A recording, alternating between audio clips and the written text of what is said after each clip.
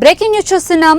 గత నెల మార్చి 30న పాపిరెడ్డిపల్లిలో లింగమయ్య అనే వైసీపీ కార్యకర్తను దుండగులు హత్య చేశారు. ఈ సందర్భంగా లింగమయ్య కుటుంబాన్ని మాజీ సీఎం జగన్ పరామర్శించారు. అనంతరం వారి కుటుంబానికి అండగా ఉంటానని ఆయన హామీ ఇచ్చారు. అనంతరం జగన్ మాట్లాడుతూ రాష్ట్రంలో రాజకీయ పరిస్థితుల్లో లా అండ్ ఆర్డర్ దిగజారిపోయాయని అన్నారు. రాష్ట్రంలో రెడ్ బుక్ రాజ్యాంగం ప్రజలను ఆందోళనకు గురి చేస్తుందని జగన్ మండిపడ్డారు. అలాగే స్థానిక సంస్థల ఎన్నికల్లో టీడీపీకి భంగపాటు కలిగిందని జగన్ గుర్తు చేశారు. 50 చోట్ల ఎన్నికలు జరిగితే 39 స్థానాల్లో వైసీపీ గెలిచిందని అన్నారు. ఎన్నికల్లో టీడీపీకి బలం లేకున్నా ఎన్నికల్లో నిలిచి పోలీసులతో పాలన కొనసాగిస్తున్నారని జగన్ మండిపడ్డారు.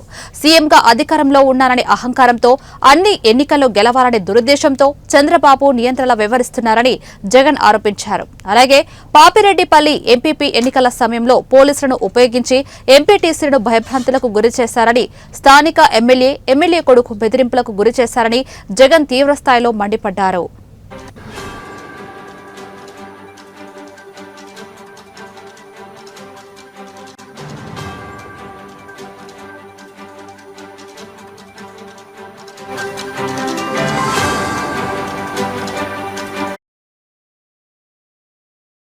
ఈరోజు రాష్ట్రాల్లో జరిగిన ఘటన,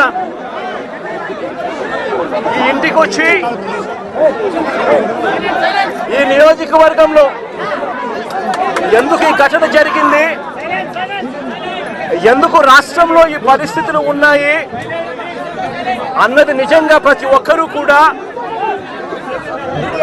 వాళ్ళ గుండెల మీద చేతులు వేసుకుని ఆలోచన చేయాల్సిన అవసరం ఎంతైనా ఉంది. ఎందుకంటే ఈరోజు నా పక్కనే లింగమయ్య అన్న భార్య ఉంది. తన భర్తను కోల్పోయి తను ఏం చేయాలో అర్థం కాని పరిస్థితిలో ఈరోజు లింగమయ్య అన్న భార్య నా పక్కన నిల్చొని ఉంది. అసలు ఈ ఘటన ఎందుకు జరిగింది, రాష్ట్రంలో ఉన్న పరిస్థితులు ఏమిటి, రాష్ట్రంలో ఇదే మాదిరిగా కొనసాగితే పరిస్థితులు, రాష్ట్రం పూర్వపు రోజుల్లో బీహారు గురించి మాట్లాడుకునే వాళ్ళం.